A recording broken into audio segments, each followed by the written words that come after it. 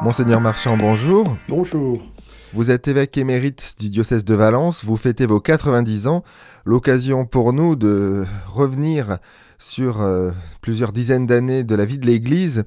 On vous appelait l'évêque des trois papes, est-ce que vous pouvez nous rappeler pourquoi? C'est parce que j'ai eu 3 papes pour me nommer évêque. Le premier c'était Paul VI, et j'ai pas répondu tout de suite. Ensuite ça a été Jean-Paul Ier qui m'a nommé, et j'ai dû attendre Jean-Paul II pour être ordonné évêque. Et lorsque j'ai rencontré Jean-Paul II pour la première fois, il m'a dit « Vous êtes l'évêque des 3 papes ». C'est pour ça que ça m'est resté un petit peu. Vous avez été évêque du diocèse de Valence pendant de nombreuses années. Quel est votre regard aujourd'hui sur cette période? Oh, c'était une période enthousiasmante pour moi, et je pense que c'était pareil pour le diocèse, c'est à eux de le dire.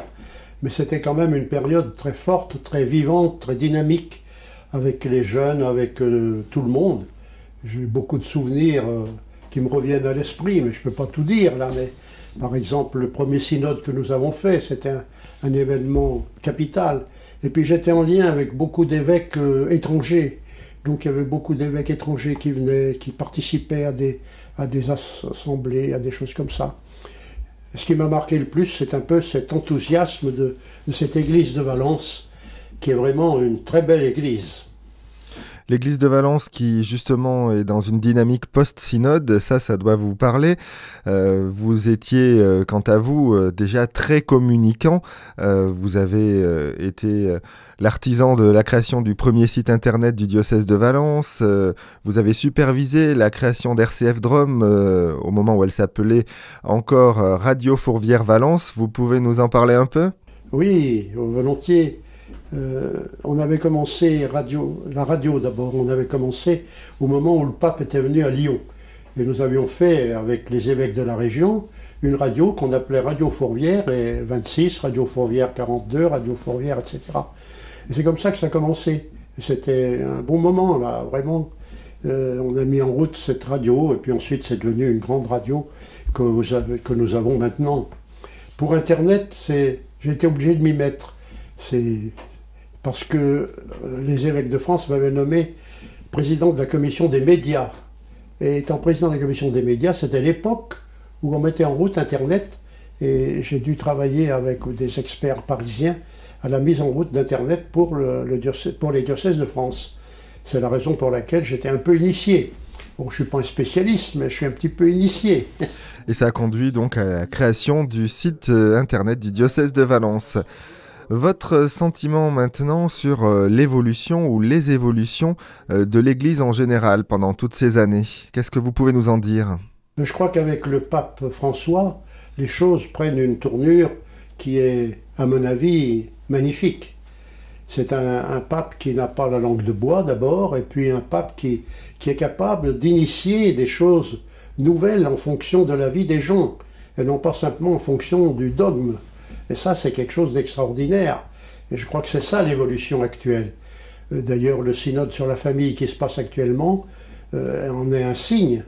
Je ne sais pas ce qui sortira de ce synode, mais je suis sûr que ce pape, François, aura quelque chose à nous dire à la fin de ce synode, et quelque chose d'intéressant pour les familles. Quels sont les grands événements de la vie de l'Église que vous retiendriez? Là, vous avez évoqué le pape François, c'est très récent. Qu'est-ce qui vous vient tout de suite? Dans la vie de l'Église en général, mais je crois qu'on a eu des papes qui ont toujours correspondu aux besoins qu'il y avait. Et je crois que Jean-Paul II a été un pape aussi que j'ai bien estimé, un pape qui a marqué beaucoup, sûrement, par ses prises de position. Il n'avait pas peur aussi de dire des choses, et il se faisait parfois mal voir d'ailleurs, par les gouvernants, mais ce n'était pas son problème. Et je crois que là, il y a des choses qui ont été importantes, il me semble bien, de sa part. Et puis dans les diocèses, quand on a à la tête de l'Église quelqu'un qui est capable d'initier, de donner de l'allant, ça se sent dans les diocèses, ça aide les diocèses. Nous sommes dans la commémoration de la clôture de Vatican II en ce moment également. C'est le 50e anniversaire de la clôture de Vatican II, et effectivement c'est quelque chose qui a marqué énormément tout mon ministère, et de prêtre et d'évêque. Je crois que ça a été pour moi, comme on dit, ce qui envoie là, un terrain d'envoi et de transformation pour moi et pour l'Église dont j'avais la charge.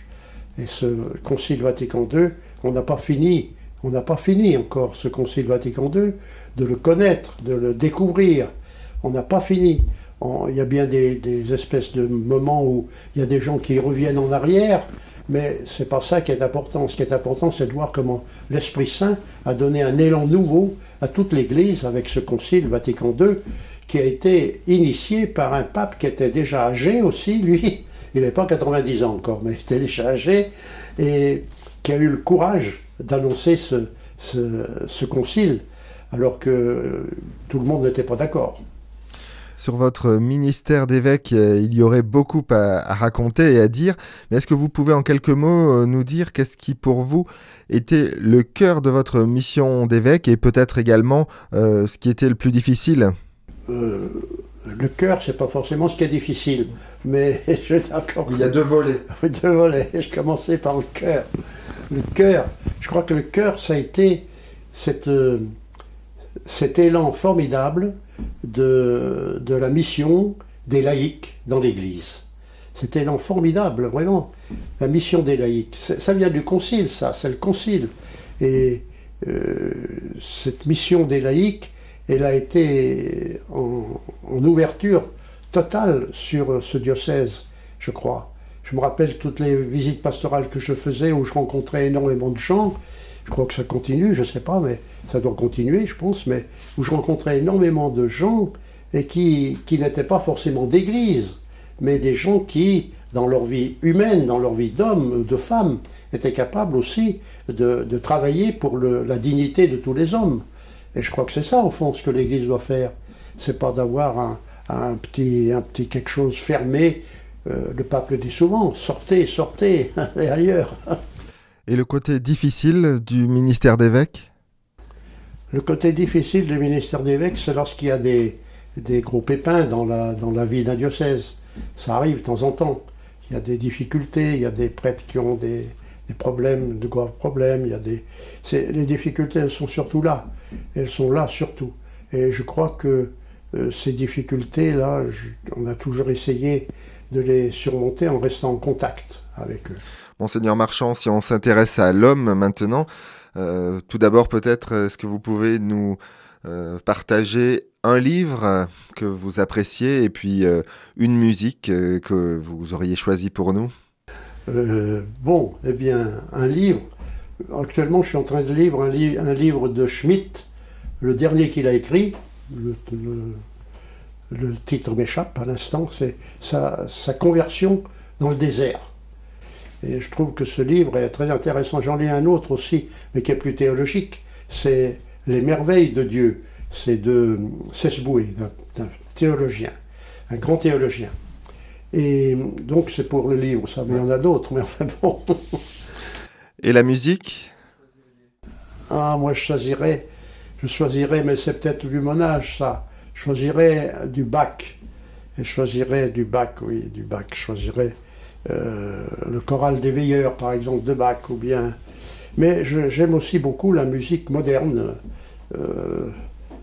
Musique moderne que je connais moins, mais j'écoute volontiers un peu de musique moderne aussi. Dans vos centres d'intérêt, je me suis laissé dire que vous aimiez la nature, que vous pratiquiez la photo. Oui, c'est vrai.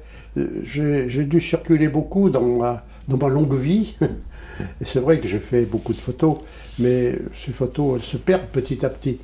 Mais je crois que la nature pour moi, c'est un peu le reflet de Dieu. C'est un peu ça, la nature pour moi. Le reflet de Dieu.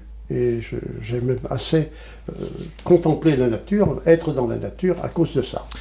Vous êtes quelqu'un qui aimait voyager. Vous êtes d'ailleurs, on pourrait le dire, un vrai globe-trotteur. Vous voyagez beaucoup. Oui, c'est-à-dire, si je voyage, c'est pas pour faire prendre des vacances. Je voyage lorsqu'on m'invite à venir pour, par exemple, une retraite de prêtre. En Afrique, j'ai fait plusieurs retraites de prêtres.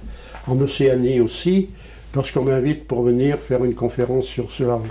Et puis aussi lorsqu'on m'invite actuellement un peu plus dans les foyers de charité pour Marthe Robin, qui est vénérable, qui sera bientôt béatifiée. Donc j'ai voyagé et j'essaye de continuer, mais à mon âge, je ne peux rien dire pour l'avenir, n'est-ce pas? C'est quelque chose que j'apprécie et puis c'est un service que je peux rendre encore. On n'est pas évêque simplement quand on a un diocèse en charge, on continue d'être évêque de l'Église universelle après. Et c'est pour cela que j'apprécie de pouvoir rendre encore des services. C'est sous cette forme-là que je le prends. Les services, par exemple, au Cameroun, j'ai prêché des retraites de prêtres au Cameroun, j'ai prêché des retraites de prêtres au Mali, il n'y a pas très longtemps d'ailleurs, il y a 3 ans, la dernière retraite que j'ai prêchée au Mali, il y a 3 ans. Et puis j'ai prêché des retraites en Océanie, au Vanuatu, à Nouméa, à Tahiti. Mais ça, c'est toujours sous l'angle de retraite. Et puis les retraites que je prêche dans les foyers de charité actuellement, à cause de Marthe Robin. Vous évoquiez la figure de Marthe Robin, vous lui avez consacré un livre, vous êtes quelqu'un qui est peut-être un des mieux placés pour en parler, et d'ailleurs je crois que le travail pour ce livre n'est pas terminé. La première édition est terminée, elle a duré 6 mois.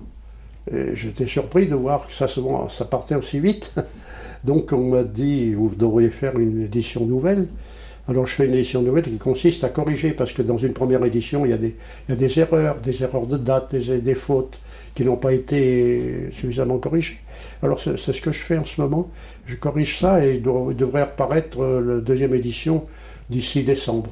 Je l'ai connu pendant 3 ans. Ensuite, j'ai fait son procès de béatification.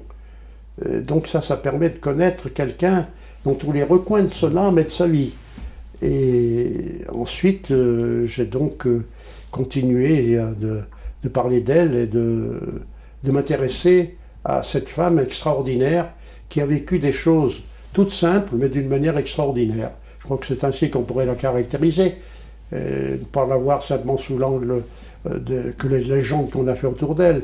C'est surtout sa vie toute simple qu'elle a vécue d'une manière extraordinaire. Tout donné, tout abandonné. Monseigneur Marchand, à vous écouter, on se dit que finalement un évêque c'est jamais à la retraite. Non, ça devrait jamais l'être, sauf quand il peut plus. Merci Monseigneur Marchand et bon anniversaire. Merci, mais c'est pas un honneur d'avoir 90 ans.